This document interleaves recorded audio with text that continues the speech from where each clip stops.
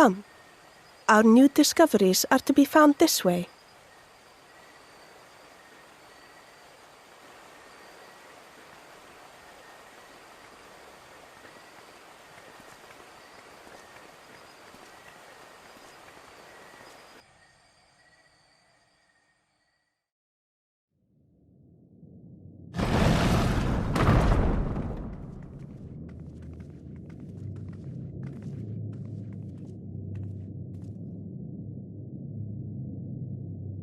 The people of Ronka are known to have venerated animals, but these features do not match those of any indigenous species. This is no common beast. Though that much is plain from its proportions.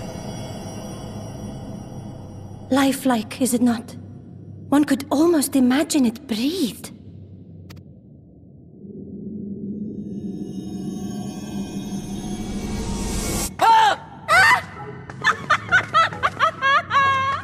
Why you... Ugh.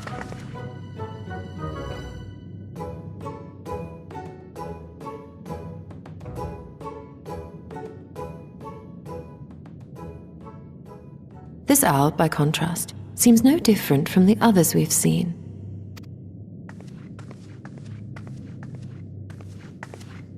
The sealed door lies ahead.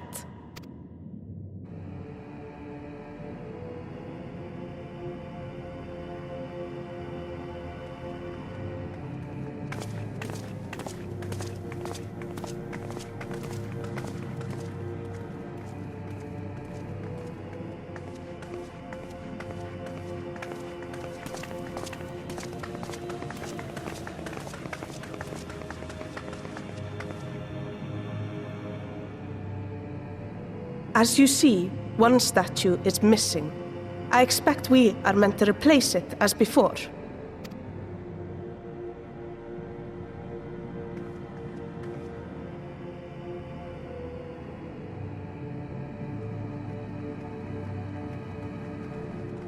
Too simple. There will be some additional defense mechanism.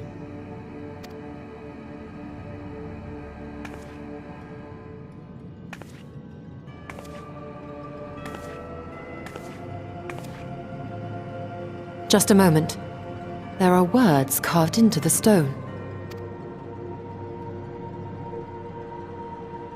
He who would disturb a hero's deserved slumber shall instead waken the beast and know his folly. Wait! Don't!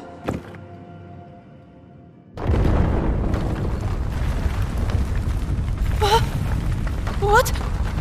But I only... What is happening?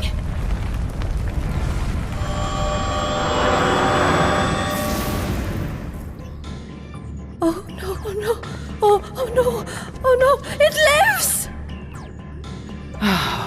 Why am I not surprised? Prepare yourselves.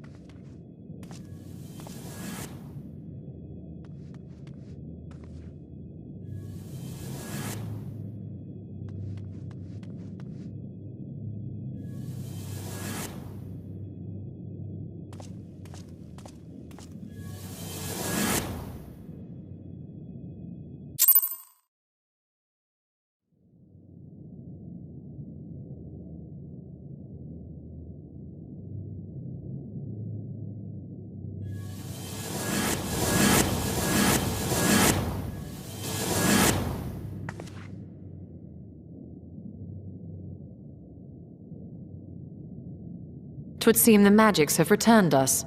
How polite. Now, what have we learned? We were bound to run into a living statue eventually. And now we can open the door.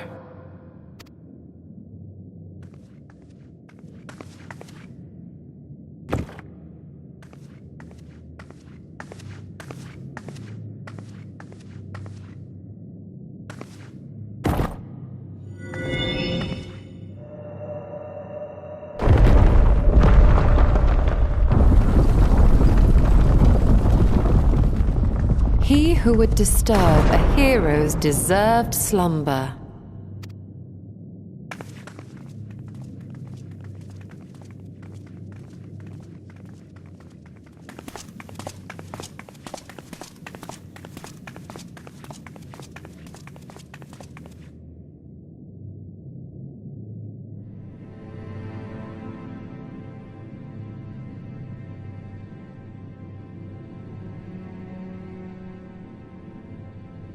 A tomb, just as I thought.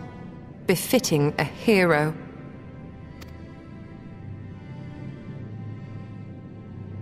She is Vis. Could it be the Archmage Tiuna?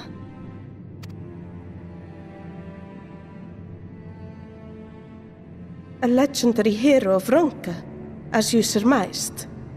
The tales tell of how she smote entire armies with a single incantation. So potent was her spellcraft, though she ever fought in the name of peace. I thought them no more than tales. To think she really existed. Well, I for one always believed.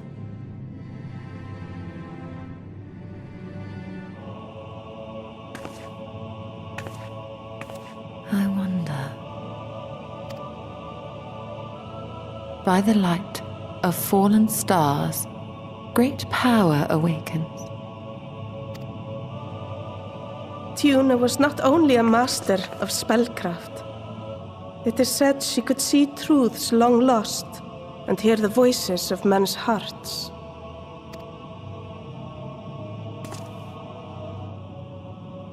Naught less than the echo. In which case, none of this is mere coincidence.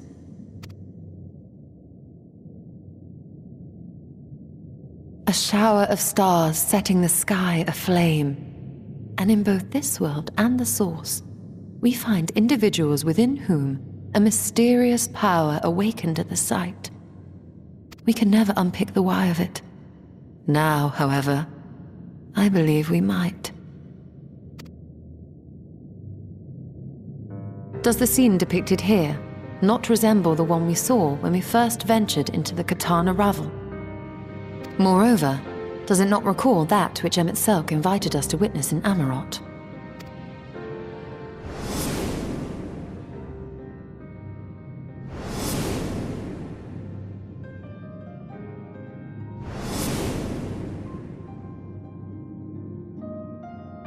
The final days. If, as the Exarch's research suggests, soul and mind share a fragile yet profound bond, might it not be possible for an event to leave such a deep imprint upon the soul that it could be perceived eons later, given a suitable trigger? The echo defies explanation by conventional etherological theory, or shall we say modern etherological theory. But if it is a power that once belonged to the ancients, to souls yet undivided,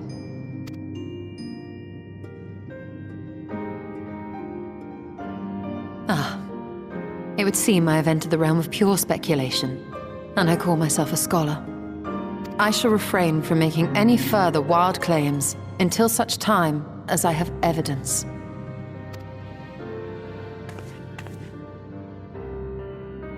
Still, I cannot choose but be reminded of our experience in Amarot.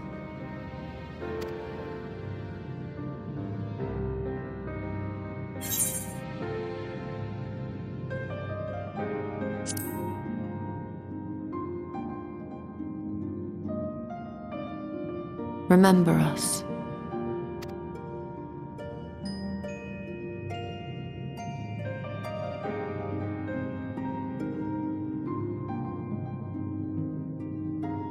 History is learned, not lived.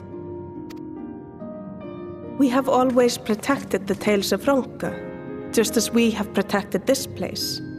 But we are mindful of what our mothers taught us. We see the past through our own eyes and speak of it with our own words. Thus do we come to understand it in our own way. But this is not the same as remembering. Your mothers were wise. Though we witnessed the final days, our impressions could not fail to be colored by our own experiences and expectations. Those who lived through it would have perceived the event quite differently. We must bear in mind that it is no simple matter to keep the truth alive, or it will die with Emmett Selk and his kin.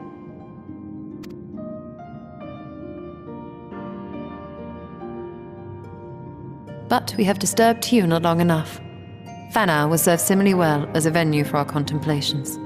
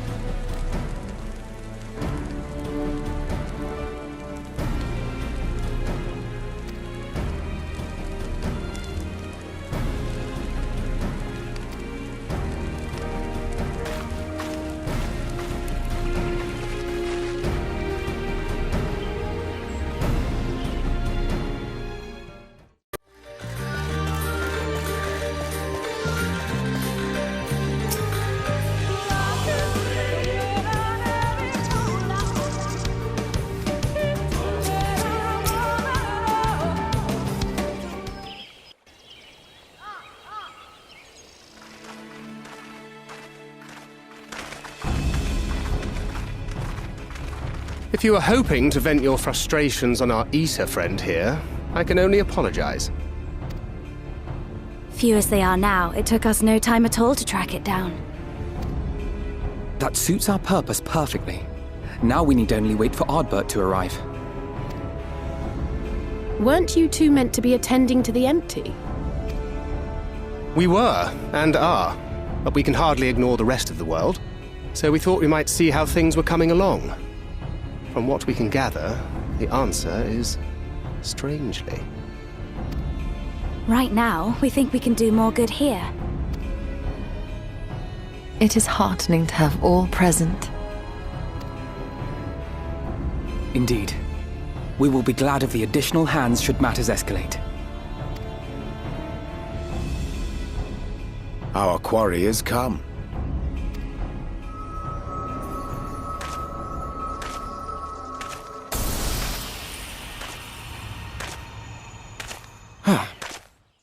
It seems I've lost this particular race. Although I suppose it's only fair. When we first met, it was I who outpaced you. Ravana, was it?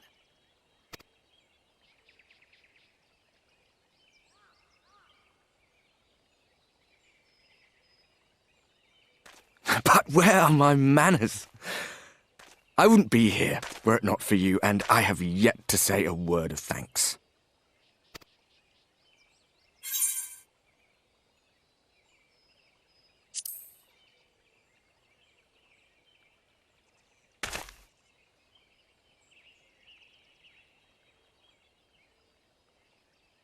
Arm giving you trouble? You should have it examined.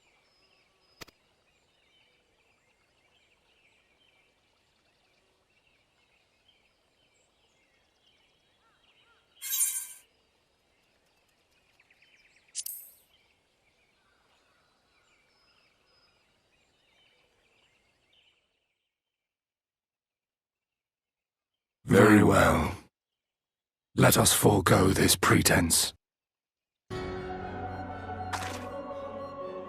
After all, it was never you that I needed to deceive.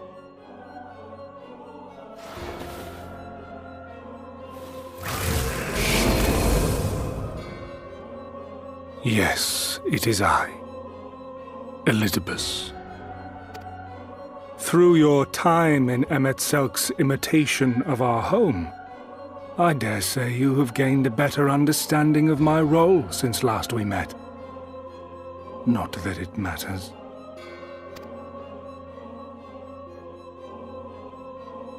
We understand your role, emissary, but not your goal. What is it that you seek to achieve? I seek to enact the will of the Convocation, of course. If it helps you to think of me as but another Ascian, no different in nature or purpose from the rest, you are welcome to do so. Once, I would have said your goal was destruction alone. Now I understand that you fight for something you love, just as we do. Yet though we seem doomed to clash, I bid you consider Emet-Selk's final words. Remember that we once lived, he said. Had he not seen some glimmer of hope in our kind, I do not believe he would have spoken thus.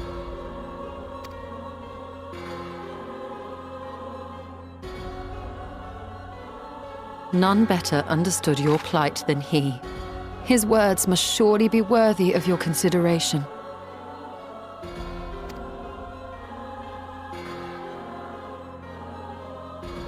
Emet-Selk.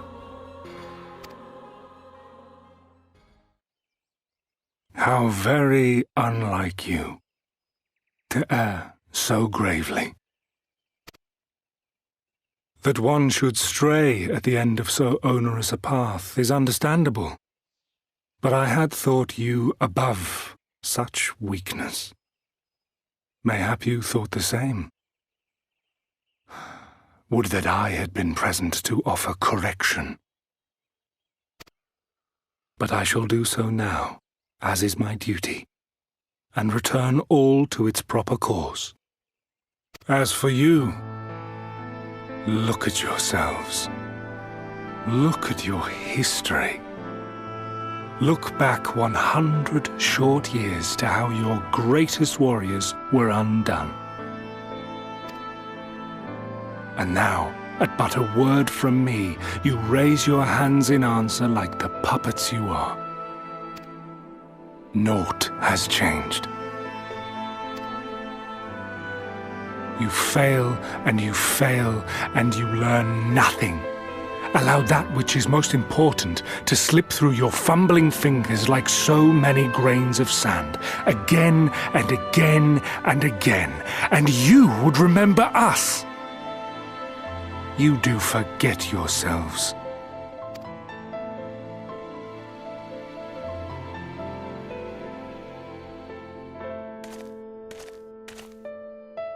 There is no common ground to be found between you and I, nor do I require any. I have my duty. Wait!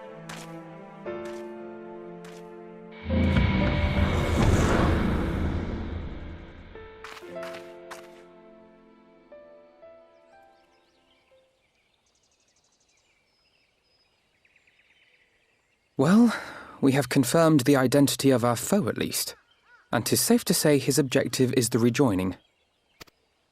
But we still have no idea how playing the part of a warrior of light will further his cause, nor why he would spur others to do the same.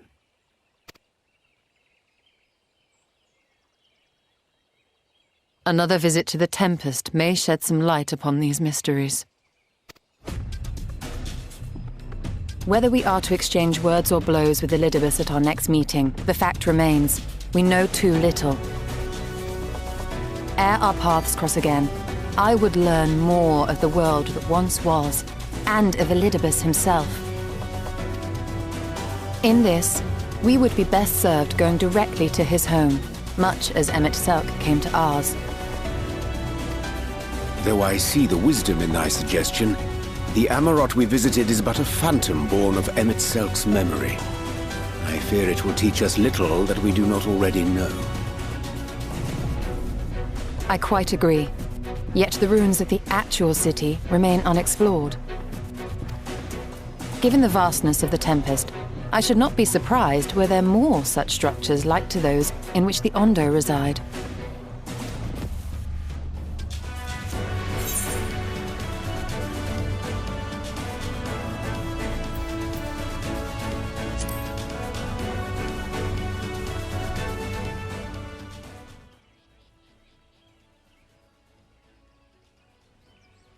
Keep that up and I'll send you to bed without supper.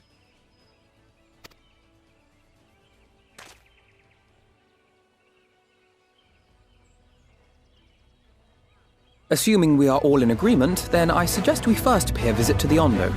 If anyone can tell us where more ruins are to be found, it is them.